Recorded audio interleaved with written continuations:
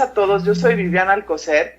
La verdad es que me encanta otra vez estar compartiendo este foro con todos los que nos están haciendo el honor de darnos su tiempo, obviamente también con los otros expositores.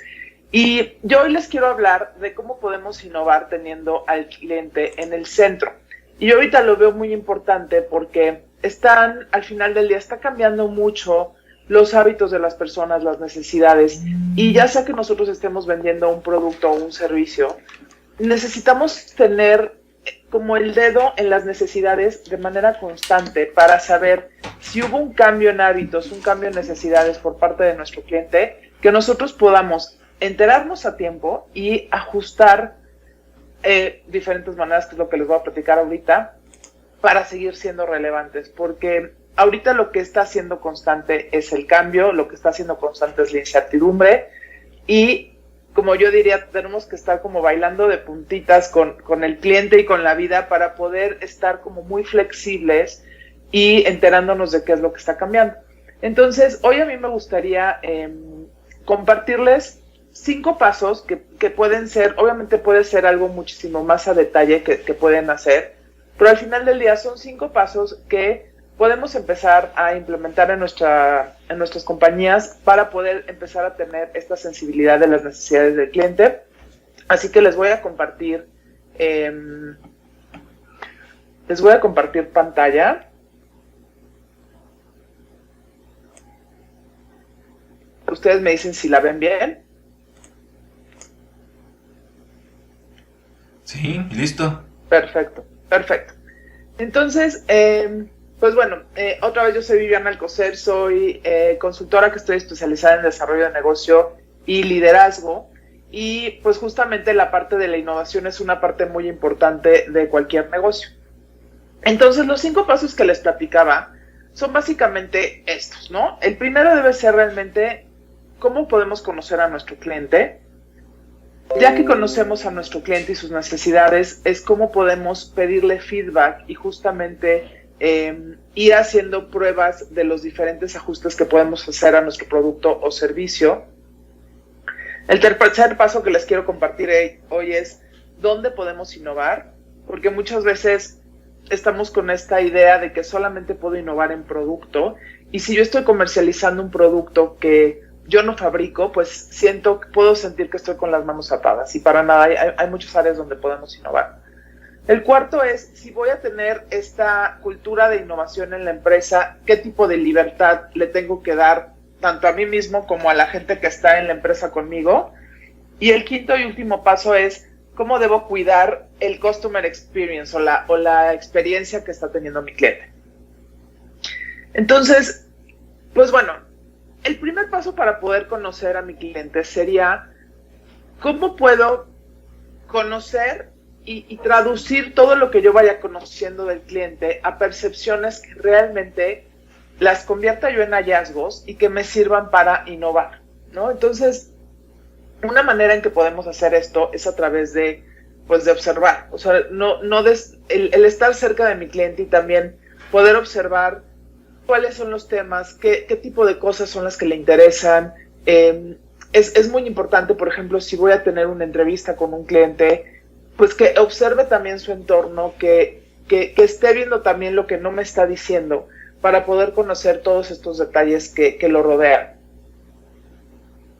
Otra parte, y obviamente aquí el observar, es ir con mucha curiosidad. Casi siempre vamos a ir con ciertas hipótesis de yo creo que al cliente le importa esto, o yo creo que el cliente sus prioridades son así, pero aquí es muy importante que aunque traigamos ciertas hipótesis, lleguemos con una actitud de aprendizaje de principiantes, diciendo realmente voy con curiosidad y estoy dando chance a poder observar y ver cosas pues que tal vez si voy con una idea muy fija las voy a pasar por alto porque creo que tiene que ser de cierta manera las cosas. Entonces, una manera es obviamente observar.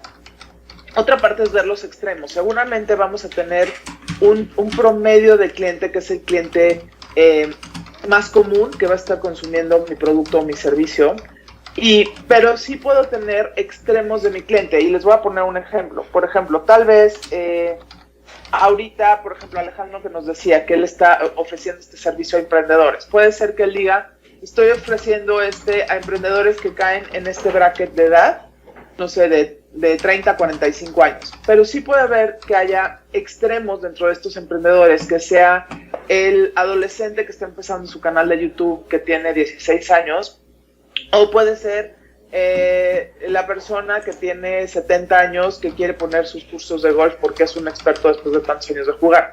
Entonces, también observar los comportamientos de los extremos nos sirve, porque si yo observo qué comportamientos están teniendo estos extremos de tipos de clientes usando la variable de la edad como una opción, entonces también puedo, eso me puede incluir los que tengo en el promedio. Entonces los extremos también puede ser una manera de hacer este conocimiento del cliente.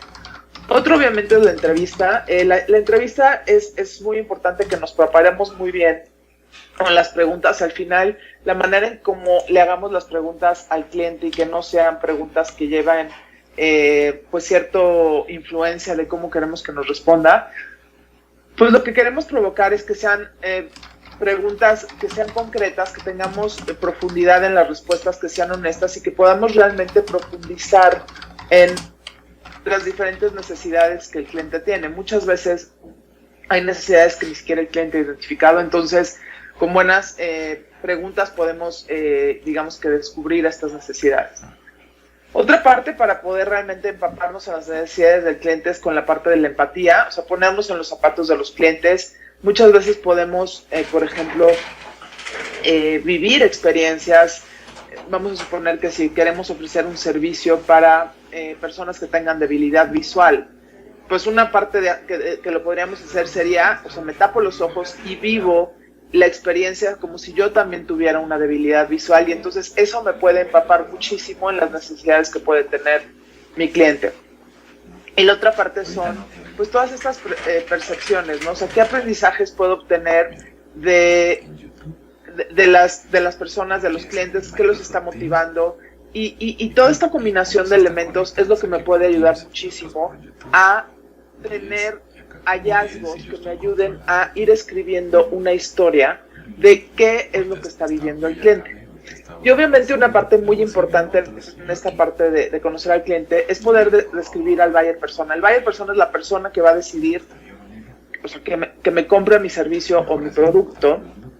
Algo que pasa con mucha frecuencia es que arrancamos con un tipo ideal de cliente que ya que uno empieza a vender el servicio o el producto y ves quién te está consumiendo, muchas veces son perfiles muy distintos a los que uno se imaginó en un inicio, ¿no? Entonces, demos esta oportunidad. O sea, el buyer persona sí podemos empezar con una idea, pero al final del día, si hoy ya estamos vendiendo producto o servicio, volteemos a ver quién es la persona o qué tipo de personas nos están comprando y vamos a encontrar que tal vez tenemos idealizados algunos elementos que ya en la realidad pues pasan diferente, ¿no?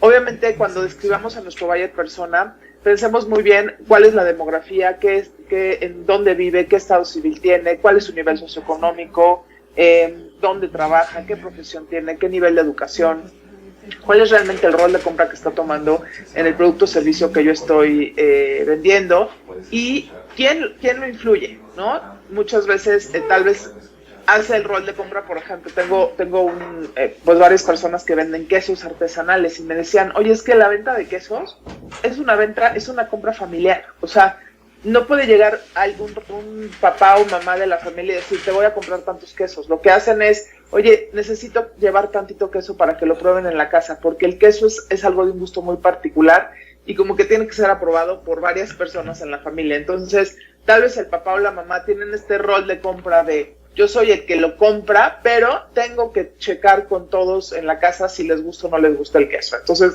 esto por un ejemplo.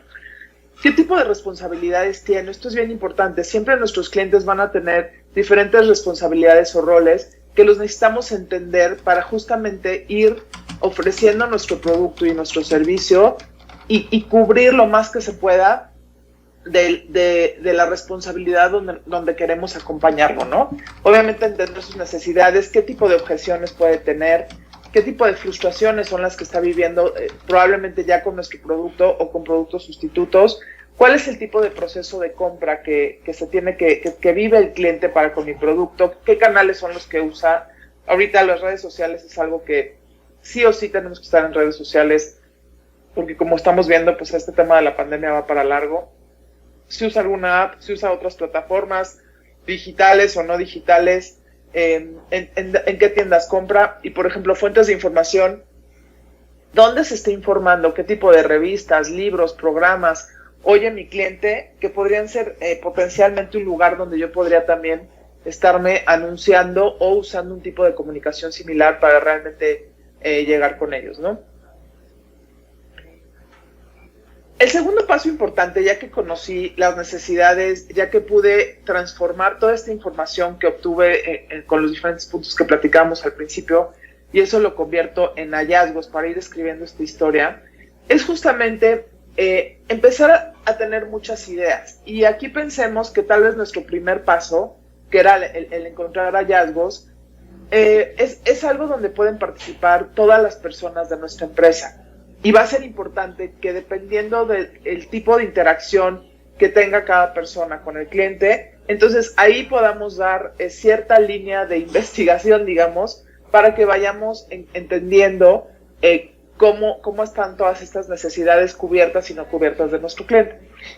Para que así ya, en este segundo paso, que es cómo vamos a probar y a pedir feedback al cliente de algo que quiero innovar o que quiero cambiar, pues lo primero va a ser toda esta información que ya obtuve en el primer paso, la transformo a hallazgos, la transformo a historias que sean muy palpables y muy concretas para todos.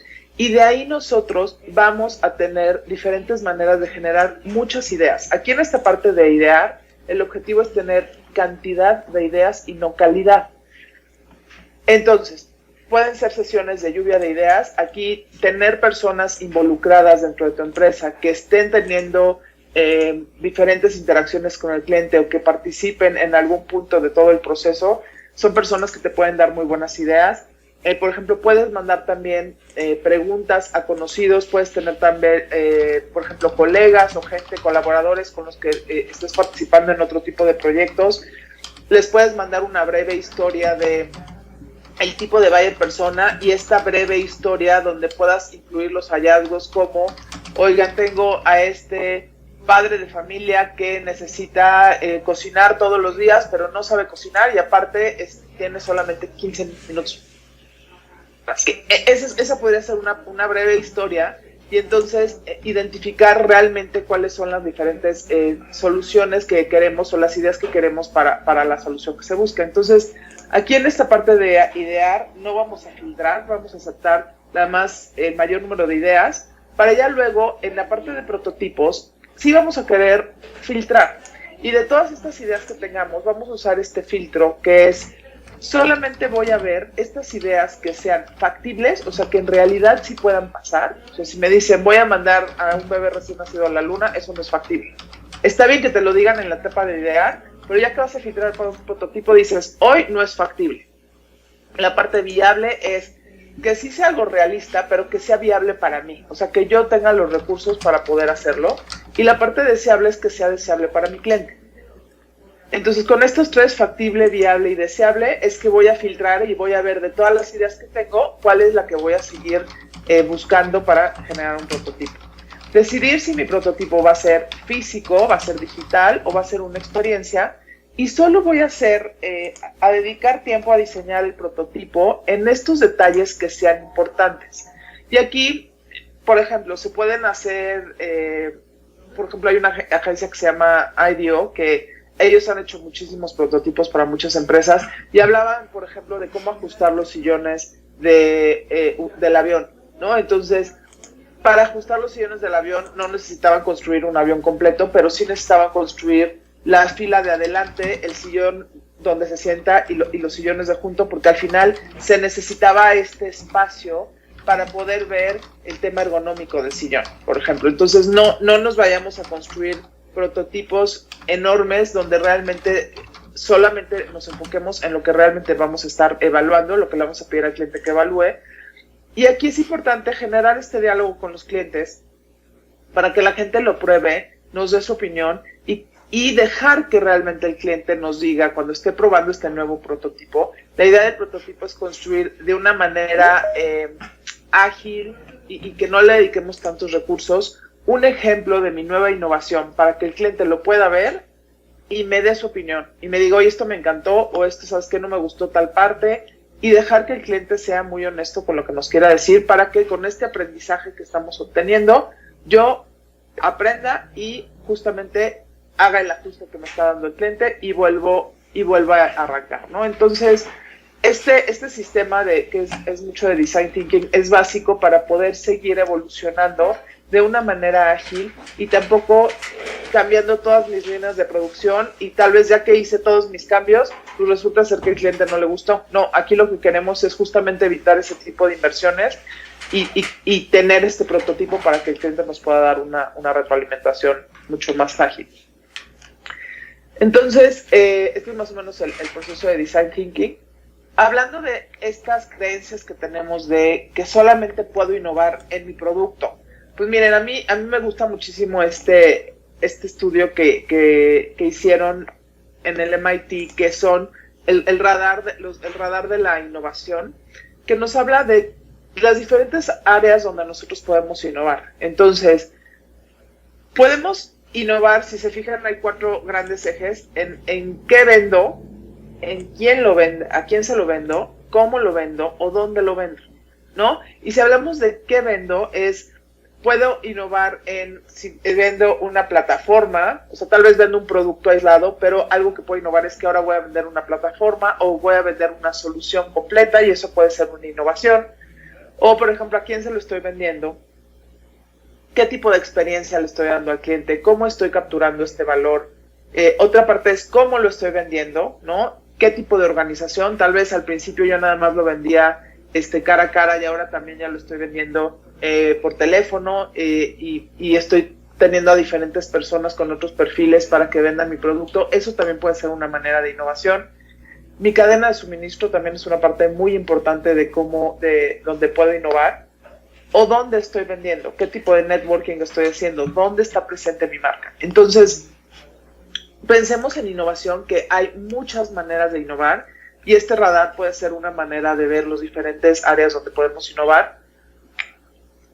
Y algo que es importante es que si vamos a ser una empresa donde estamos abiertos a la innovación, tenemos que dar libertad para actuar.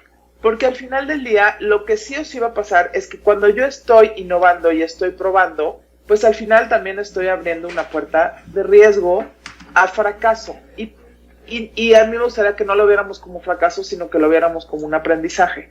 Entonces, digamos que aquí la parte importante cuando decidimos incluir esta parte de innovación continua en nuestra empresa es dar chance de fracasar. O sea, al equipo que vaya a estar encargado de innovación va a tener el derecho de fracasar y que no sienta de si fracaso entonces me echan mañana de mi trabajo, porque entonces nadie va a tomarse ni medio riesgo, ¿no? Entonces el primero es el derecho a fracasar, el segundo es que les demos el derecho y la libertad a actuar. O sea, quien ejecuta el cambio debe tener este poder de decidir y de poderse mover ágilmente dentro de mi organización. Si yo sigo queriendo concentrar, si soy el propietario, absolutamente todas las decisiones en mí, aunque yo dé esta libertad de innovación a las personas, si yo no dejo que decidan absolutamente nada sin que yo lo vea, pues difícilmente va a ser ágil esta innovación. La otra parte es la libertad de organizar. Muchas veces yo lo que les recomiendo es, si vamos a empezar con un prototipo o con algo nuevo, demos un periodo de prueba, no alineemos ya posiciones que sean 100% responsables de algo que todavía no se ha confirmado ni consolidado con el cliente. Pueden ser tal vez proyectos adicionales al rol principal que tenga la persona, porque puede ser que digan, oye, yo no me voy a aventar el estar responsable de este nuevo producto, de este nuevo servicio, y qué tal si en 6 meses ya no funcionó y lo quitan y me quedo sin trabajo. Entonces, también el tener a los equipos y las responsabilidades que los organizamos de manera en que permitamos esta fluidez y no sienta la persona que si yo me dedico a una parte nueva, está en riesgo mi trabajo. Entonces, pensemos también en esta parte. Otra parte es la parte operativa. Muchas veces tenemos ciertas reglas en nuestra empresa, como por ejemplo, mínimos de venta o mínimos de GPS, temas de distribución, que si le aplicamos estas reglas de operación a los nuevos proyectos, a los nuevos productos, eso los mata, porque al final pues falta que este nuevo producto genere su propio volumen, sus propios clientes. Entonces a veces es bueno tener estos nuevos proyectos por separado para que le demos chance y aire de concretarse y de ir haciendo su propia clientela. Y obviamente estar abiertos, que probablemente si yo estoy buscando esta innovación continua, en algún punto eso puede canibalizar o puede impactar alguno de mis productos core y que eso pueda implicar un cambio en el status quo de mi empresa. Entonces también estar con esta disposición de que la innovación puede ser disruptiva y puede llegar a cambiar el status quo. Y el quinto y último punto es no olvidarnos de cuál es la jornada del cliente o el Journey Map.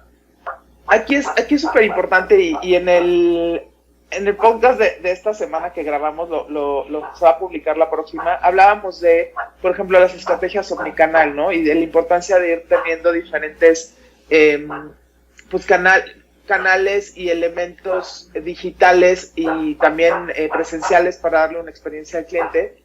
No queramos que, como vamos a estar innovando, entonces podemos hacer una experiencia para el cliente muy complicada o con muchas barreras. Entonces, bien importante que también tengamos claro cuál es la jornada que está viviendo el cliente conmigo. La podemos dividir en 3 grandes servicios: el pre-servicio, durante el servicio y el post-servicio. Siempre aunque vendamos un producto, ese producto se vende con una dentro de un servicio. Y esta jornada del cliente es una combinación de todas las interacciones junto con los sentimientos que tiene el cliente en cada etapa y los comportamientos. Entonces, revisemos esta jornada, busquemos estos diferentes momentos que tiene el cliente durante la relación que tiene con nosotros y veámoslo con 3 tipos de lentes. Primero, ver cuáles son los momentos importantes de una manera operativa. Luego, ¿cuáles son esos momentos que pueden hacer única a mi marca o servicio con el cliente? ¿Y cuáles son esos momentos donde realmente le estoy dando un alto valor al cliente? Aquí, cuando construimos nuestro Journey Map, es importante que veamos tanto los momentos que vive el cliente y quién está dentro de mi empresa dándole ese momento, como todo lo que pasa tras bambalinas para que ese momento pase. Y aparte todos los elementos que soportan ese momento. Entonces aquí tengo este ejemplo que, por ejemplo, es en el proceso de check-in de un avión. Si se fijan en el primer nivel, hablamos de cuando el cliente llega, hace el check-in. Por ejemplo, para hacer el check-in tiene que haber una persona de la aerolínea ayudándole a hacer el check-in, darle a agarrar sus bolsas. Pero obviamente para que eso pase tiene que haber un sistema que permita que hagamos un check-in, ¿no? Que ese sería el proceso de soporte. Ya luego, si nos vamos a seguridad, vemos que el cliente, el pasajero, es el que va a pasar por seguridad. Tiene que haber alguien que cheque al pasajero, pero también tiene que servir el escáner. Entonces, cuando construyan este Journey Map, evalúen las 3 diferentes etapas: durante servicio y post-servicio, y los diferentes niveles que tiene que haber para que pasen estas cosas con el cliente. Entonces, esto es parte de un programa que yo ofrezco, que es el programa de marca personal para emprendedores. También tengo otro que es desarrollo de negocios. Y justamente, pues bueno, a mí ahorita abro para preguntas.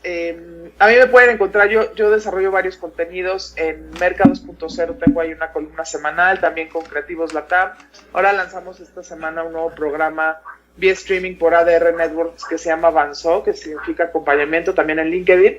Y justamente en breve ya voy a sacar un curso de marca personal, entonces quien me escriba este correo, por mucho gusto le tendrá un 20% de descuento en el curso.